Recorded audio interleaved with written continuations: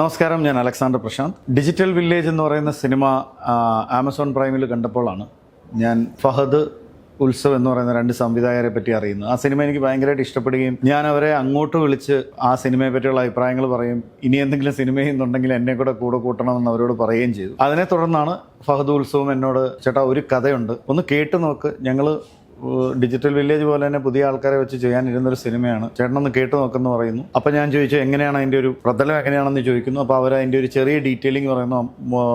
4 സഹോദരന്മാരുടെ കഥയാണ്. അപ്പം ഞാൻ ചോദിച്ചു, ഇപ്പം ഞാൻ വരികയാണെന്നുണ്ടെങ്കിൽ നിങ്ങൾ ബാക്കി ആരെയൊക്കെ ഉദ്ദേശിക്കുന്നത് ചോദിച്ചപ്പോൾ അവർ പറഞ്ഞു ജഗദീഷ് ചേട്ടൻ വന്നാൽ നന്നാവും, ബാക്കി ക്യാരക്ടേഴ്സ് നമുക്ക് പുറകെ ഡിസൈഡ് ചെയ്യാം. അപ്പം ഞാൻ പറഞ്ഞ കാര്യം ഞാൻ ജഗദീഷ് ചേട്ടനെ വിളിച്ച് പറയാം, നിങ്ങൾ ജഗദീഷ് ചേട്ടനെ പോയി കണ്ട് കഥ പറയൂ. അപ്പോൾ എനിക്ക് ആ സമയം എൻ്റെ തിരക്കുകൾ കാരണം എനിക്ക് അവരെ മീറ്റ് ചെയ്യാൻ പറ്റത്തില്ല. അങ്ങനെ ജഗദീഷ് ചേട്ടനാണ് ഈ സ്ക്രിപ്റ്റ് ആദ്യം കേൾക്കുന്നത്. എന്നിട്ട് ജഗദീഷ് ചേട്ടൻ എന്നെ വിളിച്ച് പറഞ്ഞ്, പ്രശാന്ത് അവർ പറഞ്ഞ് കേൾക്കാൻ രസമുണ്ട്, പക്ഷേ ഈ സിനിമ എങ്ങനെ അവർ മേക്ക് ചെയ്യുന്നു എന്നതിലിരിക്കും ഈ സിനിമയുടെ ഫണ്ണും കാര്യങ്ങളും. അപ്പോൾ ഞാൻ പറഞ്ഞു ഡിജിറ്റൽ വില്ലേജ് മനോഹരമായൊരു സിനിമയായിരുന്നു, അവർ അത്യാവശ്യം നന്നായി സിനിമ മേക്ക് ചെയ്യാൻ അറിയാവുന്ന ആൾക്കാരാണെന്ന് ആ സിനിമ കണ്ടാൽ മനസ്സിലാവും, ചേട്ടൻ സമയമുണ്ടെന്ന് കണ്ടു നോക്ക് എന്ന് ഞാൻ പറയുകയും പിന്നീട് തുടർന്ന് ഇവർ ഫുൾ സ്ക്രിപ്റ്റ് ഞങ്ങൾ ഒരു ദിവസം ഇരുന്ന് വായിക്കുകയും വളരെ രസിച്ച് കേട്ട ഒരു കഥയാണ്. ശരിക്കും പറഞ്ഞാൽ 5 സഹോദരന്മാരുടെ കഥയാണ്, പക്ഷേ ഒരാൾ മരിച്ചുപോയി, ബാക്കി 4 പേരാണ് ഇതിനകത്തുള്ളത്. അതിൽ ഇന്ദ്രൻ സേട്ടനാണ് ഇപ്പോൾ ജീവിച്ചിരിക്കുന്നവരിൽ ഏറ്റവും മൂത്ത സഹോദരനായിട്ട് വരുന്നത്. അതിനുശേഷം ജഗദീഷ് ചേട്ടൻ, പിന്നീട് ഞാൻ, പിന്നെ ഋഷി എന്ന് പറയുന്ന ഡിജിറ്റൽ വില്ലേജിൽ തന്നെ അഭിനയിച്ച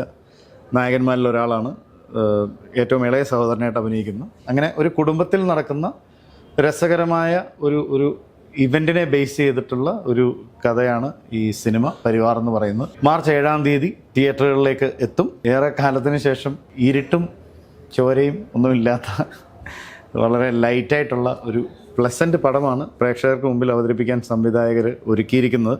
അവരെ സംബന്ധിച്ച് 80കളിലെ സിനിമകളുടെ ഒരു നൊസ്റ്റാൾജിയ ക്രിയേറ്റ് ചെയ്യാനാണ് അവർ ശ്രമിച്ചിരിക്കുന്നത്. അപ്പോൾ അവരുടെ അധ്വാനത്തിൻ്റെ കൂടെ ഞങ്ങളെല്ലാവരും കൂടെ നിൽക്കുന്നു. സിനിമ നിങ്ങളുടെ മുമ്പിലേക്ക് സമർപ്പിക്കുന്നു. കാണുക, അഭിപ്രായം പറയാം.